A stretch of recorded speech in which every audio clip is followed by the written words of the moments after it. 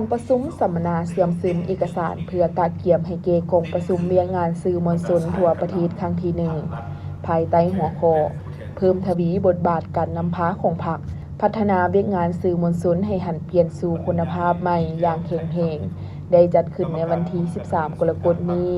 ที่หอประชุมแห่งชาติโดยการเป็นเกียรติเข้าร่วมเผยแพร่เอกสารของทานกิแก้วไข่คำพิทูล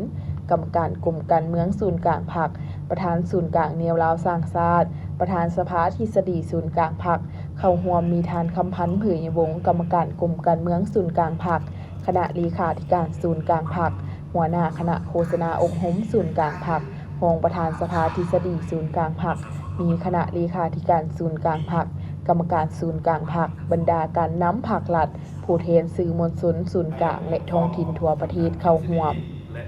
เอกสารที่นำมาเผยแพร่เสื่อมซึมในครั้งนี้ประกอบมีเอกสารเพิ่มทวีบทบาทการนำพาของพรรคต่อเวียงงานสื่อมวลชนและจรรยาบรรณสื่อมวลชนกฎหมายสื่อมวลชนและนิติกรรมที่เกี่ยวข้องกองประชุมสัมมนาในครั้งนี้มีความหมายความสำคัญอย่างยิ่งซึ่งเป็นการกะเกียมความพร้อมทางด้านทฤษฎีและพฤติกรรมก่อนจะก้าวเข้าสู่กองประชุมเวียกงานสื่อมวลชนทั่วประเทศครั้งที่1ที่จะจัดขึ้นในระหว่างวันที่14 ถึง 15 กรกฎาคมนี้จุดประสงค์หลักเพื่อเฮ็ดให้เที่ยวทันพนักงานนำพาคุ้มครองและนักรบสื่อมวลชนลาวทั่วประเทศกำเน้นทัศนะหลักการและการเพิ่มทวีบทบาทการนำพาของพรรคต่อเวียกงานสื่อมวลชนยกสูงจรรยาบรรณวิชาชีพและเสื่อมซึมบรรดานิติกรรมลุ่มกฎหมายเพื่อหันเปลี่ยนเวียกงานสื่อมวลชนไปสู่คุณภาพใหม่อย่างแข็งแรงท่านกิแก้วไข่คำพิทูลได้กล่าวว่าสื่อมวลชนเป็นเครื่องมือทางด้านการเมืองแนวคิดของบรรดาองค์การจัดตั้งในระบบการเมืองซึ่งมีพรรคเป็นแกนนำปัจจุบันสื่อได้กลายเป็นพาหนะสื่อสารต้นโตที่สำคัญกว้างขวางที่สุดที่ผูกพันระหว่างภาครัฐกับประชาชน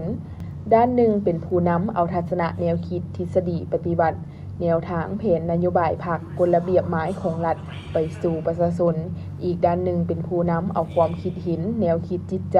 ความมุ่งมา่ปรารถนาของประชาชนมาส่งเสริมภาครัฐได้รับทราบและท่านยังได้เน้นเติมอีกว่าสื่อมวลชนกลายเป็นขั้วโตที่สำคัญที่สุดระหว่างภาครัฐกับประชาชนบรรดาเผ่า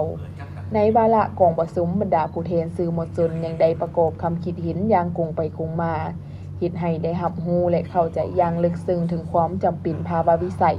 ในการเพิ่มทวีบทบาทการนำพาของพรรคต่อสื่อมวลชนและการฟื้นฟูจรรยาบรรณของนักข่าวปฏิบัติให้เป็นรูปธรรมอย่างเข้มแข็งเทื่อละก้าว